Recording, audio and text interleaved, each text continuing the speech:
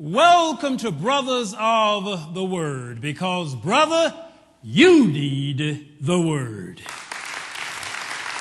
And today's message, it is the first sermon in as long as I have been preaching that I can recall that has actually wrenched my stomach when I thought about it. I'm generally a pretty bold person. I don't flinch from too much. But the sermon today actually shook me. It caused me issues. I didn't want to preach it. I didn't want to deal with it at all. But today is a message that for a small few has the potential to make a difference in your life. Even upon last week. Last week when I prayed the prayer before the sermon, I asked God for strength for last week and this week. It's the first time I've ever prayed a whole week in advance for the next sermon. But I felt that I really needed it on this day, and once you begin to hear it, you're going to understand why. Let me give you a little background that I normally have not done ever in the past. My name is Nathaniel Bronner Jr.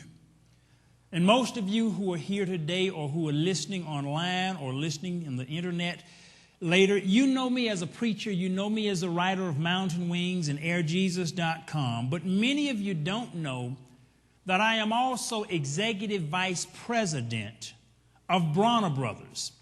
And Bronner Brothers is a company that my father founded over 60 years ago. And fundamentally, we make hair products and we produce hair trade shows. Bronner Brothers is the main company featured in the Chris Rock movie, Good Hair.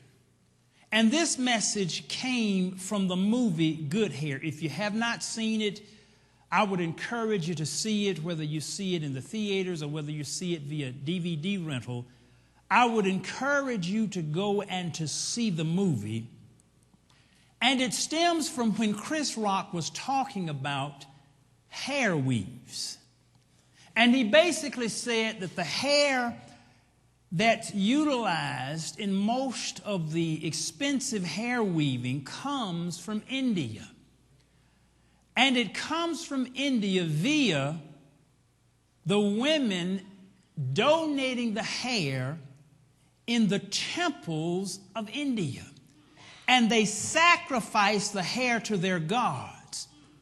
And the revelation came that they are sacrificing hair to a foreign god, and we're buying it, and we're wearing hair sacrificed to a foreign god.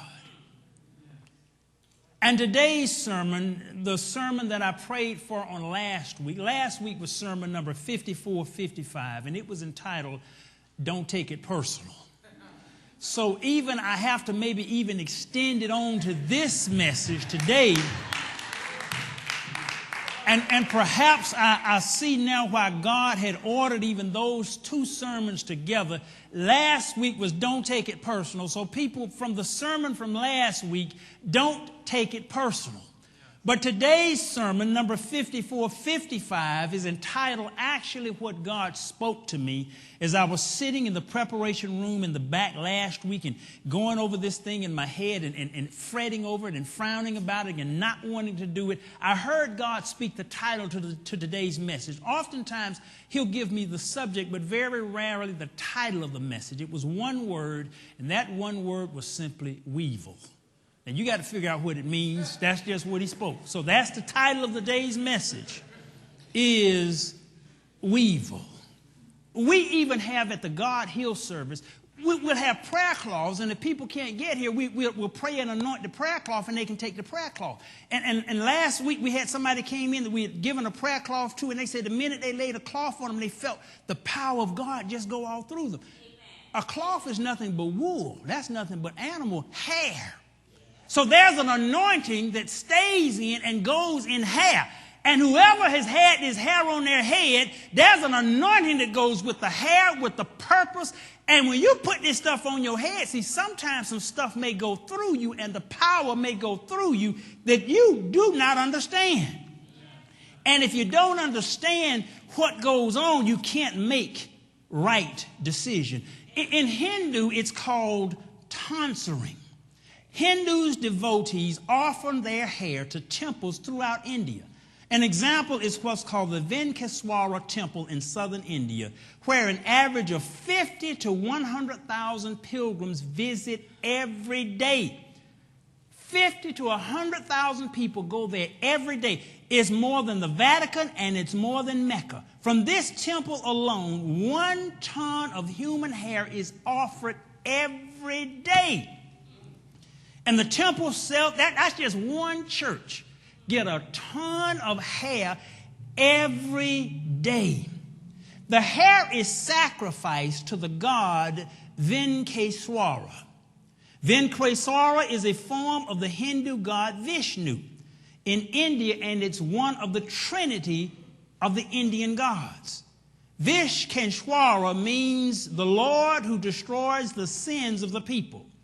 And according to the Hindu scriptures, Vishnu, out of love towards his devotees, incarnated as Venkateswara and appeared for the salvation and uplifting of humanity, and is considered the supreme form of Vishnu. So this is who they sacrifice the hair to, Venkateswara. That's a foreign god. Now, I'm not judging who Venkateswara is. All I'm saying, as far as Christians are concerned, that is, and he is, or she is, a foreign god. There also is an Indian custom to perform tonsure on widows after their husband's death, or even to perform the same ritual on the head of a child after the death of a parent.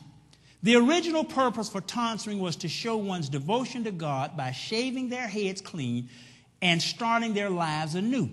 By shaving their heads, it enabled people to free themselves from their past sins and continue on with purer lives. When they wash away their past, it's symbolically in the hair. And they did this not just for the past sins of this life.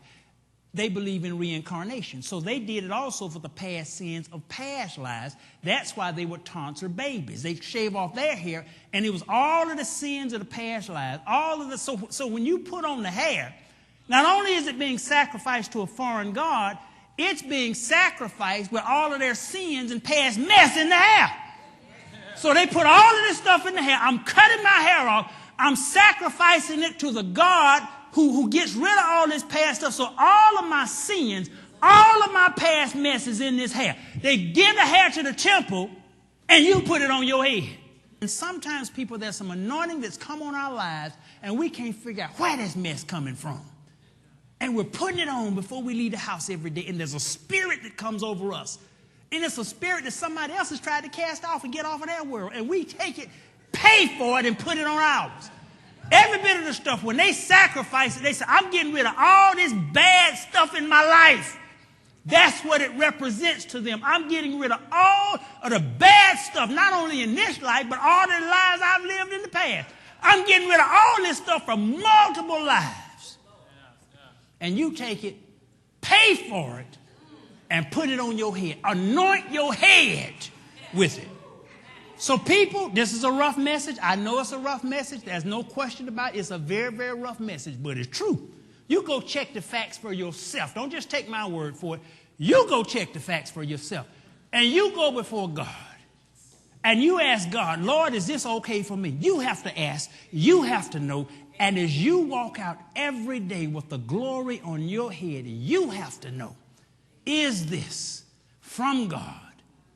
And is God happy with me with this? And if you get a release, then that's fine. You go right ahead, sling your hair, and roll on.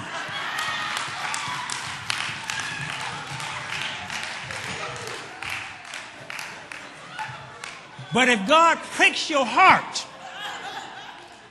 and he puts something in you that puts a pause in your spirit, then you need to consider, I have told you the source of most of what we consider the finest and the best of the hair.